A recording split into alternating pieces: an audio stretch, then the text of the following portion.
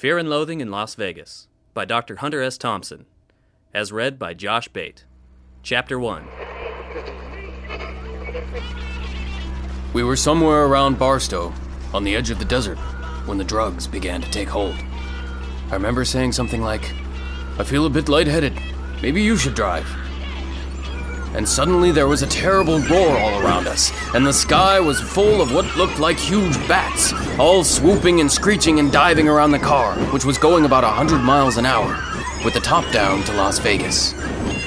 And a voice was screaming, "Holy Jesus, what are these goddamn animals?" Then it was quiet again. My attorney had taken off his shirt and was pouring beer on his chest to facilitate the tanning process. "What the hell are you screaming about?"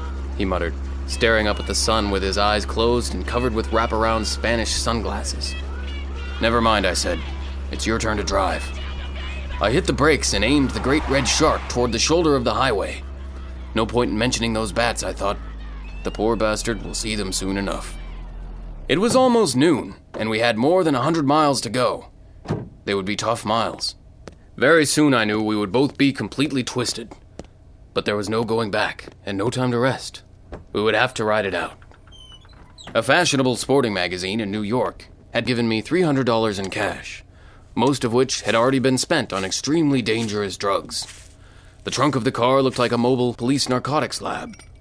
We had 2 bags of grass, 75 pellets of mescaline, 5 sheets of high-powered blotter acid, and a salt shaker half full of cocaine, and a whole galaxy of multicolored uppers, downers, screamers, laughers, also a quart of tequila, and a quart of rum, a case of Budweiser, and a pint of raw ether, and 2 dozen amyls.